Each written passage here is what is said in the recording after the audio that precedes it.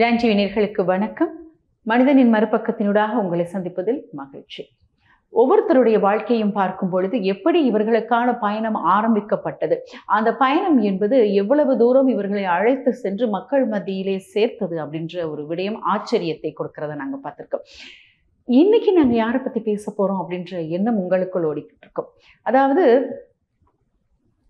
தன்னுடைய வாழ்நாள் என்பது வெளிநாட்டில் ஆரம்பிக்கப்பட்டது. அயர்லாந்தில் பிறந்திருக்காங்க. ஆனால் பிறந்த ஊர் எதுவாக இருந்தாலும் தன்னுடைய வாழ்க்கையை எப்படி நிர்ணயிச்சிருக்காங்க அப்படின்னா, இந்திய மக்களுக்காக ஆன்மீகம் மற்றும் சமுதாய பணிகளை செய்யணும் அப்படின்ற ஒரு உன்னதமான எண்ணத்தை இந்த பெண்மணி ஏற்படுத்தியிருக்காங்க. அதுவும் அவர்களுடைய குடும்பத்தினுடைய பாரம்பரியத்திலிருந்து வெளிவந்து இந்து மதத்தை பற்றி முழுமையாக அறிந்து தன்னுடைய குருவாக சுவாமி விவேகானந்தார் அவர்களை ஏற்றுக்கொண்டு அவருடைய முதன்மை சிஷ்யை அப்படின்னு கூட இவங்களை சொல்லலாம். சகோதரி நிவேதித்தை அவர்களுடைய வாழ்க்கை தான். சகோதரி நிவேதித்தை நிறைய பேர் அறிஞ்சிருப்பாங்க. அவருடைய வாழ்க்கை பயணத்தை கேட்டு அறிஞ்சிருப்பாங்க. சகோதரி நிவேதித்தை அவர்களுடைய பேருக்கு பொருள் கடவுளுக்காக படைக்கப்பட்டவர் அப்படின்ற ஒரு அர்த்தம் இருக்கிறது என்பதும் சொல்லப்பட்டிருக்கிறது. பொதுவாக தன்னுடைய வாழ்க்கை எப்படி இருக்கும் அப்படின்னு யாராலையுமே தீர்மானிக்க முடியாது. தான் இங்கே பிறப்பேன், இங்கே தான் வளர்வேன் அப்படின்னு யாராலுமே சொல்ல முடியாது. பிறப்பது ஒரு இடம், வளர்வது ஒரு இடம், இறப்பது ஒரு இடம் அப்படின்னு மனிதனுடைய வாழ்க்கை என்பது ஒவ்வொரு வித்தியாசமான கட்டமைப்பில் பயணித்து கொண்டிருக்கிறது. தான் என்னவாக மாறி அமையணும், தான் எதுவாக இருக்க வேண்டும் என்பதும் யாராலையுமே நிர்ணயிக்க முடியாத ஒரு சூழ்நிலை இருக்கிறது. நம்ம நினைக்கலாம், நம்ம படிச்சுட்டு டாக்டராக இருக்கலாம், என்ஜினியராக இருக்கலாம் அப்படின்ற ஒரு கனவு எல்லாருக்குமே இருக்கும். சின்ன வயதில் பார்த்தீங்கன்னா எல்லாருமே அப்படி சொல்லுவாங்க, என்னமா வாரீங்க ஆசை அப்படின்னா. சின்ன வயதில் படிக்கும் பொழுது கேட்கும் பொழுது எல்லாரும் சொல்கிற விடயம். ஆனால் சொன்னவங்க எல்லாம் டாக்டராக என்ஜினியராக இருக்காங்களா? இல்லை. ஆனால் வேறு வேறு துறைகளில் திறமையை வெளிப்படுத்தியிருப்பாங்க, வேறு வேறு துறைகளை தேர்வு செய்திருப்பாங்க. அப்போ பாதைகள் மாற்றி அமைக்கப்பட்டிருக்கும். கனவு இருக்கத்தான் செய்யும். ஆனால் சில சமயங்களில் தங்களுக்கு கிடைத்தவற்றை திறமையாக செய்து தன்னுடைய கனவை விட இன்னும் முன்னேறியவர்களை நிறைய பேரை பார்த்திருக்கோம். நிவேதித்தை அவர்கள் சமுதாய பணி, ஆன்மீக பணியை செய்யணும், மக்களோடு இணைந்து வாழ வேண்டும், மக்களுக்கான சேவையை செய்யணும் அப்படின்னு அவங்க மனசுக்குள்ள ஒரு எண்ணத்தை ஏற்படுத்திக்கிட்டாங்க.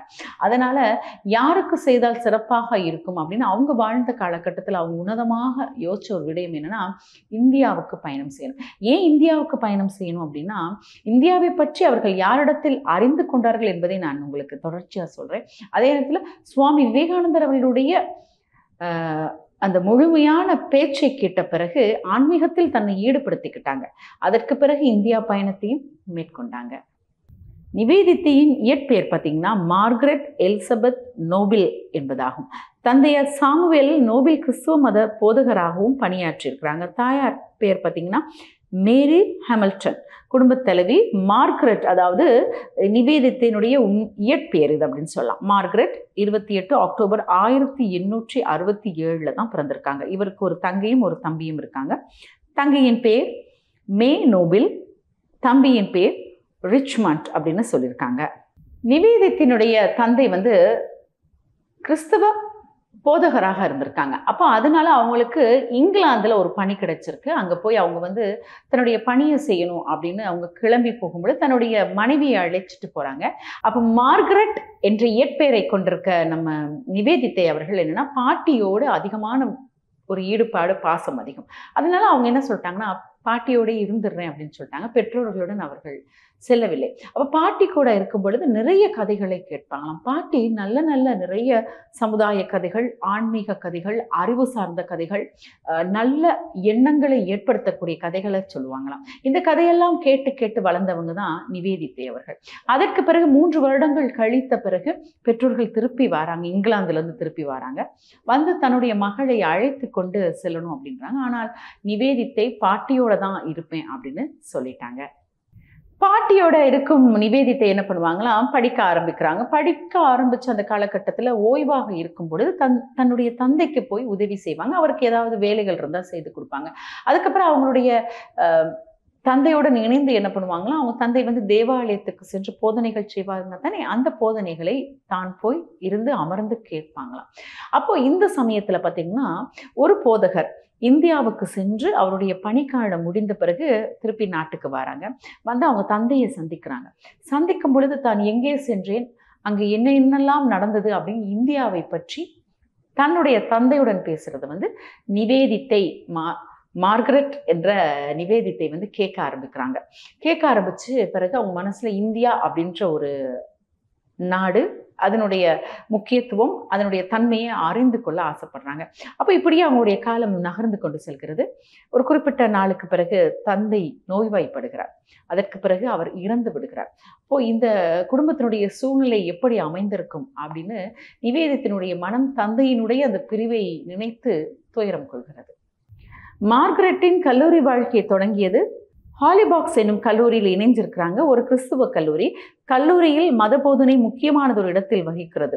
அப்ப கிறிஸ்துவ மத போதனைகள் மூலம் நல்ல நல்ல கருத்துக்களை எல்லாம் மார்கரெட் அவர்களுடைய மனதில் பதிவு வச்சுக்கிறாங்க. நல்ல பண்புகளுடன் மார்கரெட் அவர்கள் வளர்றாங்க. கல்லூரி படிப்புல தேர்ச்சி அடைந்து வெளியே வராங்க. அடுத்ததாக ஆசிரியராக வேண்டும் என்று எண்ணம் மார்கரெட் அவருடைய மனதில் உருவானது. 1884ஆம் ஆண்டு பார்த்தீங்கன்னா கெஸ்விக் என்ற பள்ளியில வந்து ஆசிரியராக பணியாற்றாங்க. இதில் இணைந்து பணியாற்ற தொடங்கினவங்க ஒரு நாள் திடீரென்று மார்கரெட்டுக்கு அவர்களுக்கு சமுதாய பணியில் ஈடுபடணும் ஒரு எண்ணம் வருது. தனது ஆசிரியர் பணிக்கு விடை கொடுத்து விட்டு ஒரு கைவிடப்பட்ட நிலையிலே இருந்த விடுதிக்கு வந்து சென்று அங்கு வந்து பணியாற்றுறாங்க. பணியாற்றும் அக்காலத்தில் அவர் ஒரு ஊதியமும் பெற்றுக்கொள்ளவில்லை என்பது குறிப்பிடத்தக்க விடயம்.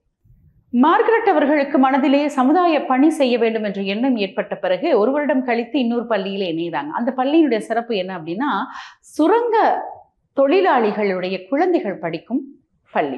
அப்போ அந்த பகுதி, அந்த சுரங்க தொழிலாளிகள் வந்து வேலை செய்யும் பகுதியில வந்து ஒரு பள்ளி இருக்கிறது. அந்த பள்ளியில வந்து சென்று ஆசிரியையாக பணியாற்ற ஆரம்பிக்கிறாங்க. அப்போ அவர்களுடைய வாழ்க்கை, அந்த சூழ்நிலை, அவர்கள் படும் துயரங்களை எல்லாம் ஆக்கங்களாக எழுதுகிறாங்க. எழுதுவது மாத்திரமல்ல, தன்னுடைய தேவாலயத்துக்கு சென்று இந்த மக்களுக்கு உதவி செய்யணும் அப்படின்னு பல திட்டங்களை ஒழுங்குபடுத்தி கொடுக்குறாங்க. ஆனால் தேவாலயத்திற்குள் ஈர்க்கப்பட்ட மக்கள், அதே நேரத்தில் அவர்களுடைய தொடர்புடைய மக்களுக்குத்தான் இந்த பணிகளுக்கான தொண்டுகள் செய்யப்படும் அப்படின்னு சொல்றதுனால அந்த தேவாலயத்திலிருந்து தன்னை விடுவித்துக் கொள்கிறாங்க. அவங்களுடைய நடவடிக்கையிலிருந்து விடுவித்துக் கொண்டு இந்த நிலச்சுரங்கத்திற்குள் வேலை செய்யும் இந்த குழந்தைகளுக்கு என்ன செய்யலாம் அப்படின்னு யோசிக்க ஆரம்பிக்கிறாங்க. மார்கரெட் என்ற இயற்பெயரை கொண்ட சகோதரி நிவேதித்தை அவர்கள் என்ன பண்றாங்க அப்படின்னா, நிலக்கரி சுரங்கத்தில் இருக்கும் இந்த தொழிலாளிகளுடைய பிரச்சனைகளை எல்லாம் பார்த்து அதை ஒரு கட்டுரையாக எழுதி அந்த கட்டுரையை என்ன பண்றாங்க, ஒரு பத்திரிகைக்கு பிரசுரம் செய்வதற்காக அனுப்புறாங்க. அந்த பத்திரிகையில் வந்த செய்திகளை பார்த்த பிறகு நல்ல உள்ளங்கள் கொண்ட மக்கள் என்ன பண்றாங்கன்னா, இந்த சுரங்கத்தில் இருக்கும் தொழிலாளர்களுடைய பிரச்சனைகளை கேட்டறிந்து உதவிகளை செய்ய முன் வராங்க. இதன் மூலமாக கொஞ்சம் பணம் சேருது. இந்த பணத்தின் மூலமாக அந்த குழந்தைகளுக்குரிய எதிர்கால திட்டங்கள், கல்வி நடவடிக்கைகளுக்காக சகோதரி நிவேதித்தை செலவு பண்றாங்க. அதற்கு பிறகு என்ன பண்றாங்கன்னா, பெண்களுக்கான கல்வி தேவை அப்படின்ற ஒரு எண்ணம் அவங்க மனசுல ஏற்படுது. அப்ப தான் வாழும் சூழல்ல வந்து ஒரு பள்ளியை ஆரம்பித்து எல்லாரையும் கல்வி கற்கணும் அப்படின்ற ஒரு நடவடிக்கையில ஈடுபடுத்துறாங்க. இந்த சந்தர்ப்பம் பார்த்தீங்கன்னா, நிவேதித்தை அவர்கள் வந்து லண்டன்ல இருக்கும் இந்த சூழ்நிலையில வந்து 1897 வந்து லண்டன் மாநகருக்கு யார் வராங்க அப்படின்னா, சுவாமி விவேகானந்தர் அவர்கள் வராங்க. சிறப்புரையாற்றுவதற்கு வராங்க. அப்போ இந்த சிறப்புரையை கேட்கும் சந்தர்ப்பம் நிவேதித்தை அவர்களுக்கு கிடைக்குது. கிடைச்ச பிறகு தனக்குள் இருக்கும் அந்த ஆன்மீக துறையினுடைய அந்த எழுச்சியை உணர்றாங்க. அப்போ என்ன நினைக்கிறாங்கன்னா, சுவாமி விவேகானந்தர் அவர்களை சந்திச்சு பேசணும்னு ஆசைப்படுறாங்க. சந்திப்பதற்கு சந்தர்ப்பம் கிடைக்கிறது. அப்போ அவங்க என்ன சொல்றாங்கன்னா, இந்தியாவுக்கு வரணும், வந்து ஆன்மீக பணியில ஈடுபடணும் அப்படின்னு சொல்றாங்க. அப்ப சுவாமி விவேகானந்தர் அவர்கள் என்ன சொல்றாங்க, நல்லா யோசிச்சு தெளிவான ஒரு முடிவு எடுங்க அப்படின்னு சொல்லிட்டு அவங்க இந்தியாவுக்கு பயணம் மேற்கொள்றாங்க. தன்னுடன் சீடர்களுடன் அவங்க பயணிக்கிறாங்க. இப்போ நிவேதித்தை அவர்கள் தன்னுடைய எதிர்காலத்தை பத்தி யோசிக்க ஆரம்பிக்கிறாங்க.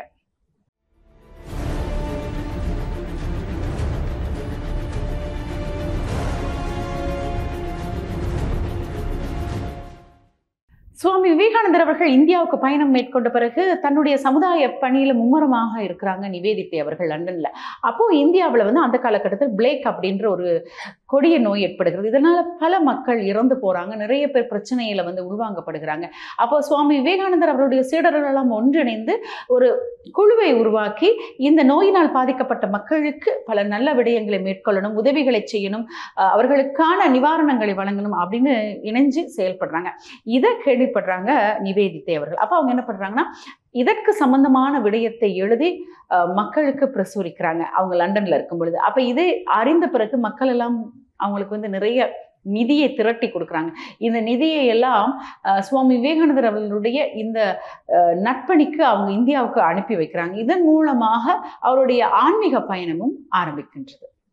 சகோதரி நிவேதித்தை அவர்களுக்கு சுவாமி விவேகானந்தருடன் இணைந்து பயணிக்க வேண்டும், ஆன்மீகத்தில் அதிகமான ஈடுபாடுகள், பல கேள்விகள் மனதில் இருந்து இதுக்கெல்லாம் பதில் தேடணும் அப்படின்னு ஒரு முடிவு பண்றாங்க. அப்ப இந்தியாவுக்கு வரணும்னு சொல்லி ஒரு கடிதத்தை எழுதி அனுப்புறாங்க. அப்ப சுவாமி விவேகானந்தர் அவர்கள் என்ன குறிப்பிடுறாங்கன்னா, இந்தியாவுடைய தட்ப வெப்பநிலை இப்படித்தான் இருக்கிறது, இதற்கு உங்களால் ஈடு கொடுக்க முடியுமா, மக்களுடைய மனநிலை எப்படி இருக்கிறது, இதையெல்லாம் விரிவாக எழுதி ஒரு கடிதத்தை அனுப்புறாங்க. முடிவு செய்துவிட்டு நீங்கள் தீர்மானிங்க அப்படின்னு சொல்றாங்க. ஆனால் நிவேதித்தை அவர்களுக்கு ஒரே பிடிவாதம் இருந்தது. ஆன்மீக பணி, சமுதாய பணியை தான் சென்று செய்ய வேண்டும் என்ற எண்ணத்துல என்ன பண்றாங்க, தான் நடத்தி வந்த பள்ளியை தன்னுடைய தங்கையிடத்திலே ஒப்படைத்து விட்டு பயணிக்கிறாங்க இந்தியாவுக்கு. சகோதரி நிவேதித்தை அவர்கள் இந்தியா பயணம் மேற்கொள்றாங்க. வந்து சுவாமி விவேகானந்தர் அவர்களை சந்திக்கிறாங்க. சந்தித்த பிறகு அன்னை சாரதா தேவி அவர்களிடத்திலே அழைத்து செல்லப்படுறாங்க. அவங்கள அன்பா அழைத்து உபசரிக்கிறாங்க. அதற்கு பிறகு பார்த்தீங்கன்னா, சுவாமி விவேகானந்தர் இடத்துல நிறைய வெளிநாட்டு சீடர்களும் இருக்கிறாங்க. அதுல முக்கியமானவங்க யார் அப்படின்னா சகோதரி நிவேதித்தை அவர்கள். அவங்களுடைய இயற்பெயர் என்ன அப்படின்னா மார்கரெட். அப்போ இவங்க என்ன பண்றாங்கன்னா, வேதாந்தம் மற்றும் கீதையை ரொம்ப கேட்டு அறிஞ்சுக்கிறாங்க. அதற்கு பிறகு சுவாமி விவேகானந்தர் இடத்துல தீட்சை பெறணும் அப்படின்னு விரும்புறாங்க. அதற்கான ஒரு நாளும் பதிவு செய்யப்படுகிறது. 29 மார்ச் 1898 நாள் தீட்சை வழங்கும் நாளாக தேர்வு செய்யப்பட்டு சுவாமிஜி மார்கரெட் அவர்களுடன் முழுக்க உண்ணா நோன்பு மௌன விரதம் அனுஷ்டிக்கணும் அப்படின்னு சொல்றாங்க. அப்ப மார்கரெட் அவர்கள் அவ்வாறு கடைபிடிக்கிறாங்க. ஹோமம் பூஜைகள் போன்றவற்றை செய்து முடித்த பிறகு மார்கரெட் அவர்கள் வந்து மந்திர உபதேசம் செய்கிறாங்க. பின்னர் மார்கரெட் அவர்கள் வந்து சுவாமிக்கு நிவேதித்தை அப்படின்ற ஒரு பேர் வைக்கிறாங்க. அதாவது சுவாமிஜி அவர்கள் சுவாமி விவேகானந்தர் அவர்கள் மார்கரெட் என்ற இயற்பெயர் கொண்டவங்களுக்கு வந்து நிவேதித்தை அப்படின்னு ஒரு பேரை வைக்கிறாங்க.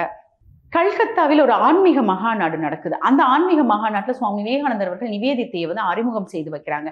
அப்போ இதுல வந்து பலர் முன்னின்று தன்னுடைய சிறப்புரையை ஆற்றுறாங்க. அந்த இடத்துல வந்து பார்த்தீங்கன்னா, சகோதரி நிவேதித்தை அவர்களும் ரொம்ப அழகா ஆன்மீக சிறப்புரையை ஆற்றாங்க.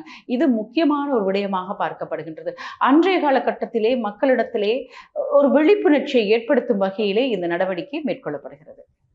வெளிநாட்டு சீடர்களால் இந்திய வெப்பத்தை தாங்க முடியவில்லை. எனவே அவர்களை அழைத்து கொண்டு இமயமலை பகுதியில் அமைந்துள்ள அல்மேரா என்னும் இடத்துக்கு போறாங்க. வழியில வந்து நைனிட்டாவில் சில காலம் தங்கி ஓய்வெடுக்கிறாங்க. அங்கிருந்து ஒரு ஆலயத்துக்கு சென்று வழிபடுறாங்க. அப்போ வந்து அல்மேராவில் சில காலம் தங்கி ஆன்மீக விஷயங்களை பற்றி பேசி தங்களது சந்தேகங்களை சுவாமிஜி அவர்களும் கேட்டு தெரிஞ்சுக்கிறாங்க நிவேதித்தை அவர்கள்.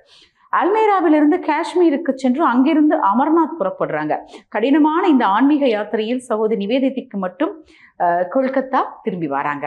கொல்கத்தா திரும்பி வந்த நிவேதித்தை அன்னை சாரதா தேவியுடன் வசிக்க ஆரம்பிக்கிறாங்க. நிவேதித்தை பல சமுதாய நலப்பணிகளில் ஈடுபட அந்த காலகட்டத்தில் இவங்களை பார்க்கறதுக்கு நிறைய பேர் வர ஆரம்பிக்கிறாங்க. அப்போ அன்னை சாரதா தேவி வசித்த வீடு மிகவும் சிறிய ஒரு இடமா இருந்ததுனால பாக் பஜார் என்னும் பகுதியில் ஒரு வீடு வாடகைக்கு எடுக்கிறாங்க. இந்த வீதி வந்து பிற்காலத்தில் பார்த்தீங்கன்னா நிவேதித்தை வீதி அப்படின்னு பேர் மாற்றம் செய்யப்பட்டிருக்கிறது. சமுதாய பணியிலே முழுமையாக தன்னை ஈடுபடுத்தி கொண்ட நிவேதித்தை அவர்கள் கொல்கத்தால தங்கி இருக்கும் பொழுது அவங்க என்ன பண்றாங்கன்னா, ஏழை குழந்தைகள், அதுவும் பொதுவாக பெண் குழந்தைகளுக்கு கல்வி மிகுந்த அவசியமான விடயம் அப்படின்றத முன்னிறுத்துறதுனால ஒரு பள்ளியை ஆரம்பிக்கணும் அப்படின்னு நினைக்கிறாங்க. பாடசாலையை ஆரம்பிக்கும் பொழுது ஒரு சிறிய தொகை பணம் இருந்தால் போதும் அப்படின்றதுனால 800 ரூபாவை வைத்து ஒரு பாடசாலையை ஆரம்பிக்கிறாங்க. அதுக்கு சுவாமி விவேகானந்தரோட அனுமதியை பெற்றுக்கொள்றாங்க.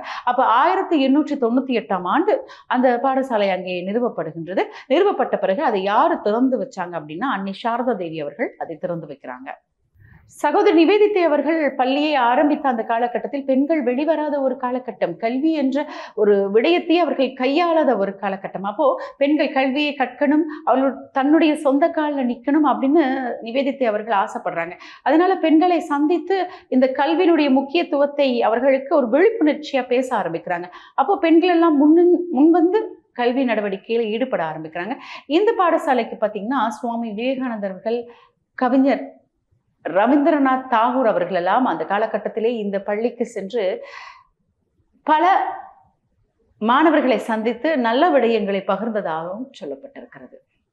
சுவாமி விவேகானந்தர் அவர்கள் கொல்கத்தா திரும்பி பேலூர் மடத்துல தனது ஆன்மீக பணிகளை துவங்குறாங்க. அங்கே வேதாந்த பாடங்கள் நடத்தப்பட்ட நிவேதித்தை விவேகானந்தருடன் இத்தகைய பாடங்களை கற்று தனது ஆன்மீக அறிவை வளர்த்துக் கொள்ள ஆரம்பிக்கிறாங்க.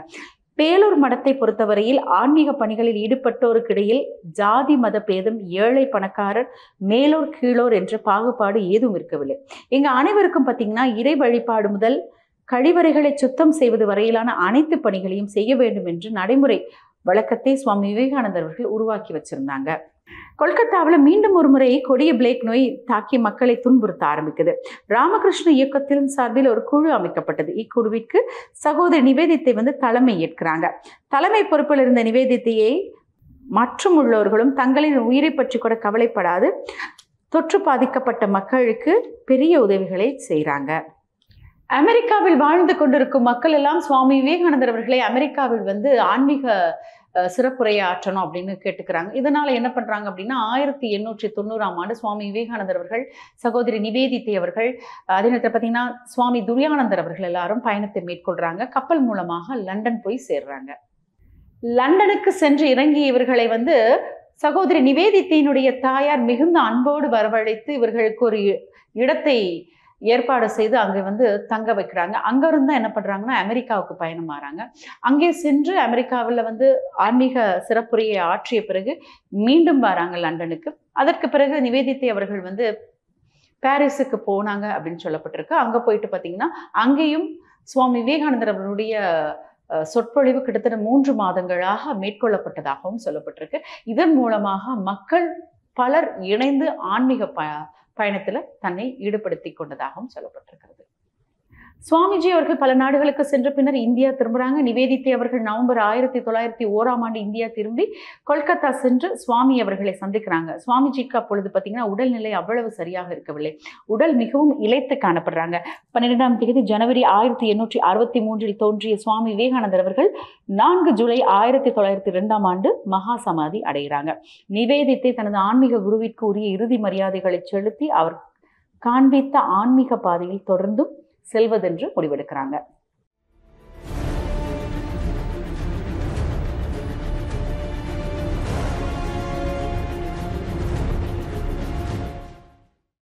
சுவாமி விவேகானந்தருடைய மரணத்துக்கு பிறகு தன்னுடைய ஆன்மீக பயணத்திலே பயணித்துக் கொண்டிருக்கும் சகோதரி நிவேதித்தை அவர்களுக்கு ஒரு எண்ணம். அதாவது அந்த காலகட்டம் என்பது அந்நியர்களுடைய ஆட்சியில இந்தியா முழுமையாக இருந்தது.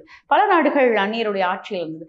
அப்போ இந்த சுதந்திர போராட்டத்துக்கு தன்னை ஈடுபடுத்திக் கொள்ளணும் அப்படின்னு நினைக்கிறாங்க. அதற்காக மக்களையும் ஒன்றிணைக்கணும்னு நினைக்கிறாங்க. அப்போ ராமகிருஷ்ணனுடைய மடத்தினுடைய தலைவராக சுவாமி பிரேமானந்தர் அவர்கள் இருந்த ஒரு காலகட்டம். அப்போ அவங்க கிட்ட போய் அனுமதி கேட்கிறாங்க. அப்போ என்ன அப்படின்னா ராமகிருஷ்ண மடத்துல ஒரு சட்டம் இருந்தது. அதாவது ஆன்மீக பயணத்தில் இருப்பவங்க அரசியலில் பயணிக்க கூடாது என்பது அவங்களுடைய ஒரு சட்டமாக இருந்தது. அதனால அவங்க அனுமதியை மறுக்கிறாங்க. அப்போ அந்த அனுமதி மறுக்கப்பட்ட பிறகு சகோதரி நிவேதித்தை என்ன பண்றாங்க அப்படின்னா தொடர்ந்தும் எப்படியாவது இந்த சுதந்திர போராட்டத்திற்காக தன்னையும் மக்களையும் இணைத்துக் கொள்ளணும் அப்படின்ற ஒரு முயற்சியில தொடர்ந்தும் ஈடுபடுறாங்க. திரும்பியும் போய் சுவாமி பிரேமானந்தர் அவர்களை சந்திக்கிறாங்க.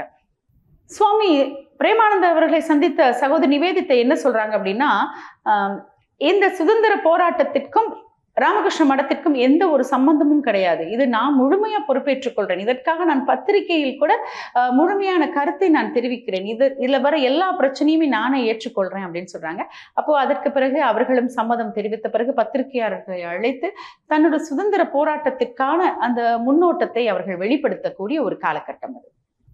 சகோதரி நிவேதித்தை ஒரு புரட்சி இயக்கத்தை தொடங்குறாங்க. இந்திய மக்களுடைய மனதில் சுதந்திர விழிப்புணர்வை தோற்றுவிக்க 1902ஆம் ஆண்டு தொடக்கம் 1904 வரை பல்வேறு பகுதிகளுக்கு சென்று கூட்டங்கள்ல பேசுறாங்க. நிவேதித்தை பரோடா மன்னரை இந்த இயக்கத்துல சேர்க்கும் கடும் முயற்சி எடுக்கிறாங்க. ஆனால் பரோடா மன்னர் இதற்கு இசையவில்லை. இந்த சமயத்துல கல்லூரி பேராசிரியராக இருந்து அரவிந்தர் அவர்களுடைய நட்பு சகோதரி நிவேதித்தை அவர்களுக்கு கிடைக்குது. அரவிந்தர் அவர்கள் 1902ஆம் ஆண்டு அகமதாபாத்தில் நடைபெற்ற இந்திய காங்கிரஸ் கூட்டத்தில் கலந்து கொண்டு முதல் முறையாக பால கங்காதர திலகரை சந்திக்கிறாங்க. அப்ப பால கங்காதர திலகரனுடைய போராட்டத்தின் முறையே சகோதரிக்கு பிடித்திருக்கிறது. இந்திய மக்களுடைய இக்கொள்கை கூட்டங்கள்ல வாயிலாக பல கருத்துக்களை பரப்ப ஆரம்பிக்கிறாங்க. புகழ்பெற்ற ஆன்மீகவாதியாகவும் பின்னாட்களில் திகழ்ந்த மகான் அரவிந்தர் என்கின்ற அரவிந்த கோஷத்தையும் சுதந்திர போராட்டத்தின் தீவிரமாக ஈடுபடுத்தி வராங்க நிவேதித்தை அவர்கள். சகோதரி நிவேதித்தை அவர்கள் வெளிநாட்டுல பிறந்திருக்காங்க. இருந்தாலும் மக்களை இணைத்து கொண்டு மனித நேயத்தினுடன் பயணிக்க வேண்டும். அவர்களுக்கு தேவையான விடயத்தை, கஷ்டப்படும் மக்களுக்கு, ஏழையாக இருப்பவர்கள், பல நோய்களால் பாதிக்கப்பட்டிருப்பவர்களுக்கு பல நல்ல விடயங்களை செய்யணும். அதனால சமுதாய பணி, ஆன்மீக பணியை இணைத்து கொண்டு பெண்களுக்கான முன்னேற்ற பாதையில பயணிக்கணும் அப்படின்னு நினைக்கிறாங்க. பெண்களுக்கான கல்வி மிகவும் முக்கியம் அப்படின்றதுல ஆணித்தரமா இருக்காங்க. அதனால பாடசாலையை நிறுவுவது மாத்திரமல்ல, அவர்களுக்கான கல்வியினுடைய முக்கியத்துவத்தை கொடுக்கறதுனால பெண்களும் சுதந்திர போராட்டத்தில் ஈடுபடுறதுக்கு ஒரு காரணமாகவும் சகோதரி நிவேதித்தை ஒரு முக்கியமான விடயமா இருக்காங்க. அப்ப இந்த காலகட்டத்துல சிறுவர்களாக இருக்கட்டும், பெண்களாக இருக்கட்டும், வளர்ந்தவர்களாக இருக்கட்டும், அவர்களுடைய ஆன்மீக பணியில அவர்களையும் ஈடுபடுத்தணும்னு முயற்சிக்கிறாங்க. பல சீடர்களை உள்வாங்கி கொண்டு தன்னுடைய முக்கியமான புனிதமான பாதையில பயணிக்க ஆரம்பிக்கிறாங்க. இந்திய விஞ்ஞானி ஜெகதீஷ் சந்திர போஸின் அறிவியல் அறிவு நிவேதித்தையை வியக்க வைக்கிறது. போஸின் ஆராய்ச்சிக்கு நிவேதித்தை பெரும் உதவி செய்திருக்காங்க அப்படின்னு சொல்லியிருக்காங்க. இங்கிலாந்து நாட்டிலிருந்து மைக்ரோஸ்கோப்புகளை இவருடைய ஆராய்ச்சிக்காக வரவழைச்சும் கொடுத்திருக்காங்க. அப்ப ஜெகதீஷ் உலக புகழ் பெற வேண்டும் என்பதற்காக நிவேதித்தை என்ன பண்றாங்கன்னா, இங்கிலாந்து நாட்டு விஞ்ஞானிகளிடையே சிறப்பான முறையில அறிமுகப்படுத்தி வைக்கிறாங்க. அப்ப நிவேதித்தினுடைய பெருமுயற்சியின் காரணமாக ஜெகதீஷ் சந்திரபோஸ் அவர்கள் விஞ்ஞானியுடைய சங்கத்துல உறுப்பினராக சேர்த்துக் கொள்ளப்படுறாங்க. இதன் பின்னர் உலகம் முழுவதும் இருக்கும் இந்திய விஞ்ஞானிகள் மூலமாக ஜெகதீஷருடைய திறமை வெளிவர ஆரம்பிக்குது. இதற்கு பிறகு கூட தன்னை முழுமையாக ஆன்மீக பயணத்தில் ஈடுபடுத்தி கொண்ட நிவேதித்தை அவர்கள் ஓய்வு இன்றி உழைக்க ஆரம்பிக்கிறாங்க. 1910 அமெரிக்கா போறாங்க. அங்கே போய் மீண்டும் ஒரு சிறப்பான ஆன்மீக சிறப்புரையை ஆற்றிவிட்டு 1911 திருப்பி இந்தியா வராங்க. மகாகவி பாரதியார் அவர்களை இவரை தன்னுடைய குருவா கூட சொல்லியிருக்காங்க. அதாவது ஒரு முறை பாரதியார் அவர்கள் சகோதரி நிவேதித்தையை சந்திக்கிறாங்க. அவரது மனைவியை அழைத்து வரவில்லையா அப்படின்னு பாரதியார்கிட்ட கேட்கிறாங்க. இதற்கு பாரதியார் சமுதாய வழக்கப்படி தான் அவரை வெளியிலே எங்கும் அழைத்து செல்வதில்லை அப்படின்னு சொல்லியிருக்காங்க. மனைவியை அழைத்து வரவில்லையா, அவரை ஏன் அப்படி வீட்டிலே வச்சிருக்கீங்க அப்படின்ற ஒரு கேள்வியை முன்வைக்கிறாங்க. மேலும் நிவேதிதா அவர்கள் பாரதியார் என்ன சொல்றாங்கன்னா, உங்க மனைவிக்கு நீங்க சம உரிமை கொடுக்கலன்னா விடுதலையும் கொடுப்பதில்லை என்றால் எப்படி நீங்கள் நாட்டுக்கு எவ்வாறு விடுதலையை பெற்றுக் கொடுப்பீங்க அப்படின்ற ஒரு கேள்வியை வைக்கிறாங்க. இந்த விடயத்தை உள்வாங்கிக் கொள்றாங்க பாரதியார் அவர்கள். அதற்கு பிறகு பெண்களை பற்றி மிகுந்த பெண்ணுரிமைக்கான பல போராட்டங்களை மேற்கொள்ள ஆரம்பிக்கிறாங்க. அதனாலதான் மகாகவி பாரதியார் கூட இவர்களை தன்னுடைய குருவா சொன்ன சந்தர்ப்பங்களும் நிறைய இருக்கிறது. மகாகவி பாரதியார் அவர்கள் ஸ்வேதா கீதங்கள் அப்படின்னு ஒரு புத்தகம் எழுதுறாங்க. 1908 இது வெளிவருது. இதுல பாரதியார் அவர்கள் நிவேதித்தை அவர்களுக்கு இந்த புத்தகம் சமர்ப்பணம் என்பதையும் குறிப்பிட்டிருக்காங்க. 1909 இந்த புத்தகத்துடைய 2ஆம் பாகம் வெளிவருது. அதையும் பார்த்தீங்கன்னா சகோதரி நிவேதித்தை அவர்களுக்கு இதை நான் சமர்ப்பிக்கிறேன் என்பதையும் அந்த நூலில் அவங்க குறிப்பிட்டிருக்காங்க. சகோதரி நிவேதித்தை அவர்கள் அமெரிக்காவிலிருந்து திரும்பிய பிறகு கொஞ்சம் ஓய்வெடுக்கலாம் அப்படின்னு குடும்பத்தோடு டார்ஜிலிங்க்கு பயணம் மேற்கொள்றாங்க. ஆனால் அவர்களுடைய உடல்நிலை கொஞ்சம் கொஞ்சமாக சற்று பின்னோக்கி நகர்கிறதை எல்லாரும் அவதானிக்க கூடியதாக இருக்கிறது. காரணம் நிறைய பயணம், நிறைய நாட்டுக்கு மாத்திரமல்ல, இந்தியாவை பொறுத்தவரையிலே பரவலாக எல்லா பிரதேசத்துக்கும் அவர்கள் மேற்கொண்ட பயணம், ஆன்மீகம் மற்றும் சமுதாயம் சார்ந்த பல பணிகளை அவங்க மேற்கொண்டதுனால அவர்கள் உடல் ரீதியான பல பிரச்சனைகளுக்கு முகம் கொடுக்க வேண்டிய ஒரு காலகட்டமாக அமைகிறது. 1911 சகோதரி நிவேதித்தை அவர்கள் இந்த மண்ணுலகை விட்டு விண்ணுலகுக்கு பயணம் மேற்கொள்றாங்க. சுவாமி விவேகானந்தர் அவருடைய முதன்மை சிஷ்ய என்ற ஒரு பகுதி அவருக்கு இருக்கிறது. மிக்க முக்கியமான பொறுப்பும் அவர்களுக்கு வழங்கப்படுகிறது. சுவாமி விவேகானந்தர் அவர்களுக்கு பார்த்தீங்கன்னா நிறைய வெளிநாட்டு சீடர்கள் எல்லாம் இருந்த ஒரு காலகட்டம். அப்போ நிறைய நாடுகளுக்கு சென்று சிறப்பான சிறப்புரைகள், அதாவது ஆன்மீகம் சம்பந்தமான சிறப்புரைகளையும் கொடுத்திருக்காங்க. இதையெல்லாம் கேட்டு கேட்டு அறிந்து தன்னுடைய வாழ்நாளை சமுதாயத்திற்காகவும் ஆன்மீகத்திற்காகவும் அர்ப்பணித்தவர் தான் சகோதரி நிவேதித்தை அவர்கள். ஒவ்வொருத்தருடைய வாழ்க்கையும் பயணிக்கும் பொழுது சமுதாயத்திற்கும் மக்களுக்கும் பயனுள்ளதாக அமைந்திருந்தால் அவர்களை வரலாற்றில் பதிவு செய்து அவர்களுடைய வாழ்க்கையினுடைய பயணத்தில் நாங்களும் பயணிப்பதற்கு மிகுந்த ஒரு முக்கியமான காரணமாக அமைகின்றது. மீண்டும் மற்றொரு நிகழ்ச்சியில் உங்கள் அனைவரையும் சந்திக்கும் வரை விடைபெற்றுக் கொள்ளும் நான் கவிதா ராம்குமார். நன்றி, வணக்கம்.